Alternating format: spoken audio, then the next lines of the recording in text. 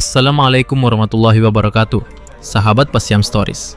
Hari ini kita akan menyelami kisah luar biasa dari seorang nabi yang penuh keberanian, mujizat dan keteguhan iman. Inilah kisah Nabi Musa alaihissalam, sang penyelamat Bani Israel dan hamba pilihan Allah yang membelah lautan dengan izinnya. Di masa lalu, Mesir dikuasai oleh seorang raja kejam yang mengaku sebagai Tuhan. Ia memperbudak keturunan Nabi Yakub, kaum Bani Israel, dan menindas mereka dengan kezaliman. Suatu hari, ia mendengar ramalan akan lahir seorang anak laki-laki dari Bani Israel yang kelak akan menghancurkan kekuasaannya. Karena itu, ia memerintahkan semua bayi laki-laki dari Bani Israel untuk dibunuh. Namun Allah memiliki rencana. Seorang bayi bernama Musa lahir dalam situasi yang mencekam. Sang ibu yang penuh iman menyembunyikannya selama beberapa bulan. Ketika keadaan tak lagi aman, ia meletakkan Musa kecil dalam peti anyaman dan menghanyutkannya ke sungai Nil.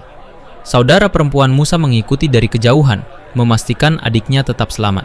Dengan izin Allah, peti itu sampai ke halaman istana Fir'aun. Di sana, ditemukan oleh Asiyah, istri Fir'aun yang berhati lembut dan penuh kasih.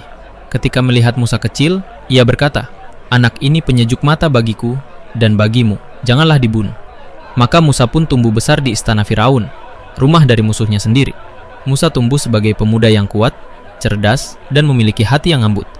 Meskipun dibesarkan di istana, ia tidak pernah melupakan asal-usulnya dan merasa pedih melihat penderitaan kaumnya. Suatu hari, ia melihat pertengkaran antara seorang Bani Israel dan seorang Mesir. Musa ingin melerai, namun pukulannya tanpa sengaja membunuh orang Mesir itu. Ia sangat menyesal dan memohon ampun kepada Allah, dan Allah mengampuninya. Keesokan harinya, kejadian itu menyebar. Fir'aun marah besar dan berencana membunuh Musa. Seorang laki-laki yang beriman datang memberi peringatan. "Wahai Musa, para pembesar tengah berunding untuk membunuhmu. Pergilah dari kota ini." Musa pun melarikan diri dari Mesir. Dalam pelariannya, Musa sampai di Madian, sebuah negeri jauh. Di sana, ia melihat dua wanita kesulitan memberi minum ternak mereka karena desakan para penggembala pria. Musa membantu mereka mengambil air. Sebagai balasan, ia diundang ke rumah ayah mereka, yang dikenal sebagai Syuaib alaihissalam menurut banyak ulama.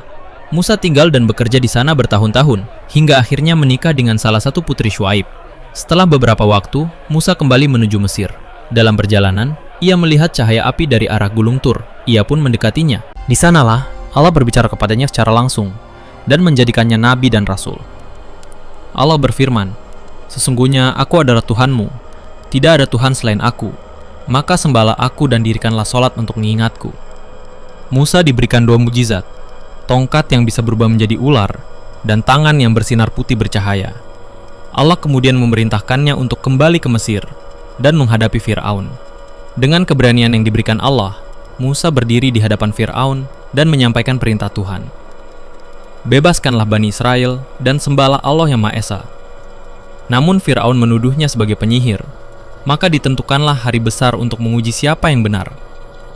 Di hadapan ribuan rakyat Mesir, para penyihir Fir'aun melemparkan tali-tali yang tampak seperti ular. Namun, ketika Musa melemparkan tongkatnya, mujizat terjadi. Tongkat itu berubah menjadi ular besar dan menelan semua sihir mereka. Melihat keajaiban itu, para penyihir justru sujud dan berkata, "Kami beriman kepada Tuhan Musa dan Harun." Fir'aun murka besar dan menyiksa mereka. Namun, kebenaran telah menang di hadapan manusia. Allah menurunkan berbagai azab kepada Mesir. Banjir, belalang, katak, darah, dan hama lainnya. Fir'aun akhirnya mengizinkan Bani Israel pergi. Tapi tidak lama setelah mereka pergi, Fir'aun menyesal dan mengejar mereka dengan pasukan berkuda. Nabi Musa dan kaumnya sampai di tepi laut. Di depan mereka, air luas tak bertepi. Di belakang, pasukan Fir'aun mendekat cepat. Kaum Bani Israel panik, merasa mereka akan tertangkap. Tapi Musa berkata dengan tenang, "Tidak, Tuhanku bersamaku. Dia pasti akan memberi petunjuk." Lalu Musa memukulkan tongkatnya ke laut, dan laut pun terbelah. Dua dinding air tinggi menjulang, dan terbentuklah jalan kering. Musa dan para pengikutnya melintasi laut dengan selamat.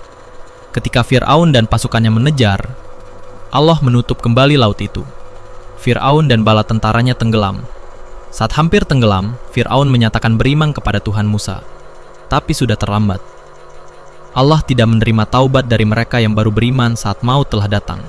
Jasad Fir'aun diselamatkan agar menjadi pelajaran bagi manusia setelahnya.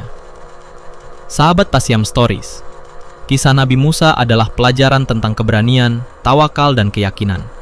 Bersama Allah, tidak ada yang mustahil.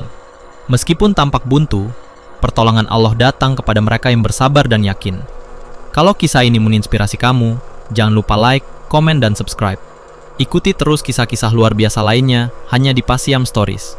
Sampai jumpa di video selanjutnya. Wassalamualaikum warahmatullahi wabarakatuh.